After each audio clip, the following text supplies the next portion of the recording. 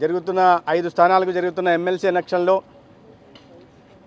కూటమిలో భాగంగా Telugu Desam party 3 స్థానాల్లోనూ Janasena party 1 స్థానంలోనూ పోటీ చేస్తున్న విషయం తెలిసిందే. అయితే భారతీయ జనతా పార్టీ నుండి అభ్యర్థిగా సీనియర్ నాయకులు, పార్టీ జాతీయ కార్యవర్గ సభ్యులు, రాష్ట్ర మాజీ అధ్యక్షులు సోము వీర్రాజు గారిని భారతీయ జనతా పార్టీ కేంద్ర ఎన్నికల సంఘం ఎన్నికల కమిటీ నిర్ధారించింది వారి అభ్యర్థిత్వాన్ని. వారి ఇవాళే నామినేషన్ చివరి రోజు కావడం వల్ల ఇవాళ నామినేషన్ సమర్పించడం జరిగింది. తదనంతరం ఈ రాష్ట్ర గౌరవ ముఖ్యమంత్రి వర్యులు చంద్రబాబు నాయుడు గారిని గౌరవపూర్వకంగా కలిసి వారి సహకారం, వారి ఆశీర్వాదం కోరడం జరిగింది.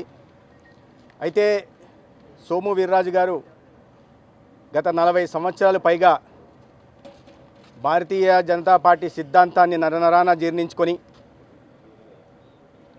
పార్టీ విస్తరణకు రాష్ట్ర వ్యాప్తంగా నిరంతరం కృషి చేస్తున్నారు. అందుకనే వారి సేవలను గుర్తించి భారతీయ జనతా పార్టీ నాయకత్వం ఇవాళ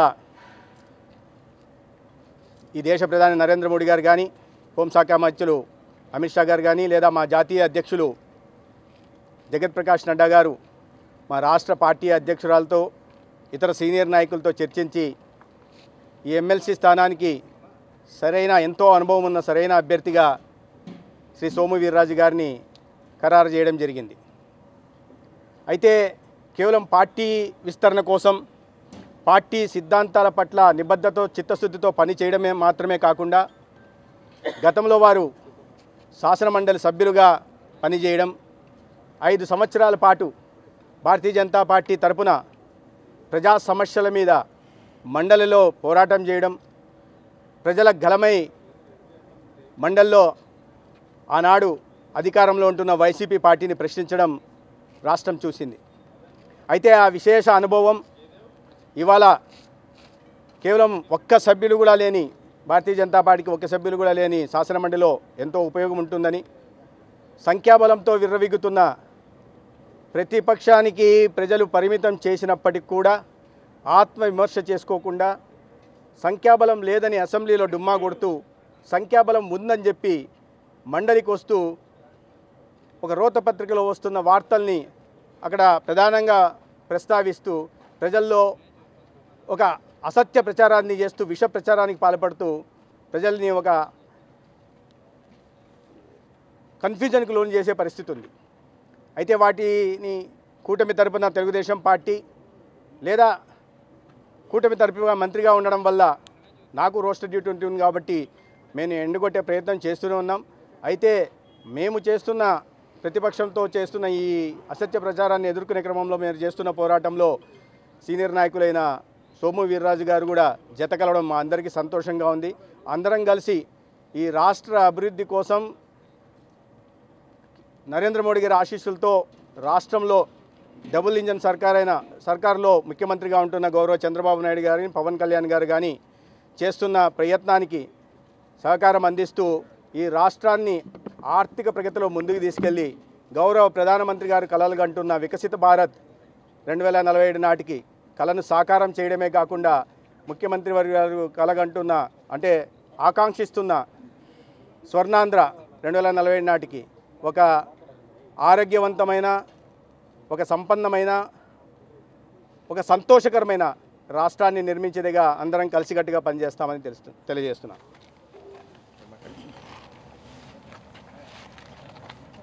అందరికీ నమస్కారం. రెండోసారి నేను కౌన్సిల్లో సభ్యుడిగా ప్రవేశించడం, దాన్ని కేంద్ర పార్టీ ప్రతిపాదన మేరకు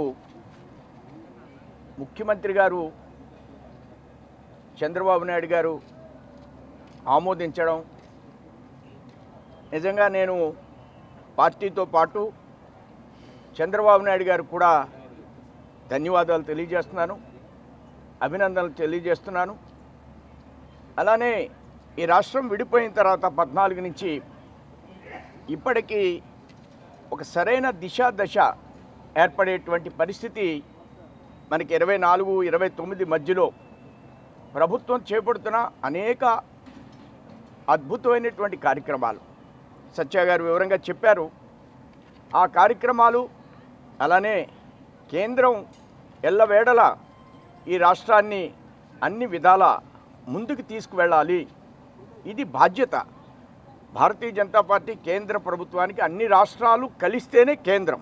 ఆ దృష్ట్యా ఇక్కడున్న ప్రత్యేక పరిస్థితిని దృష్టిలో పెట్టుకుని అనేక అంశాలని సీఎం గారు అడిగినటువంటి అంశాలని అలానే పవన్ కళ్యాణ్ గారు అడిగినటువంటి అంశాలని కేంద్రం ఎల్లవేళల అడిగిన తక్షణమే అన్ని అంశాల్లో కూడా వారు ఆమోదం తెలియజేస్తున్నారు. కేంద్రం ఇంకా కూడా అందరం కలిసి ఈ రాష్ట్ర అభివృద్ధికి 3 పార్లమెంటు సభ్యులు ఉన్నారు, 8 శాసనసభ్యులు ఉన్నారు, నేను ఒక కౌన్సిల్ సభ్యులుగా వచ్చాం. ఈ రాష్ట్రంలో ఉన్నటువంటి ప్రతి అంశాన్ని అభివృద్ధికరమైనటువంటి కార్యక్రమాలని ఎల్లవేళలా కూటమి ప్రభుత్వానికి తోడుగా ఉంటూ ఇంకా అత్యధికమైనటువంటి నిధుల్ని సమీకరించడంలో సీఎం గారి యొక్క ఆలోచన విధానానికి అనుగుణంగా పనిచేస్తామని మీ ద్వారా తెలియజేస్తున్నాను.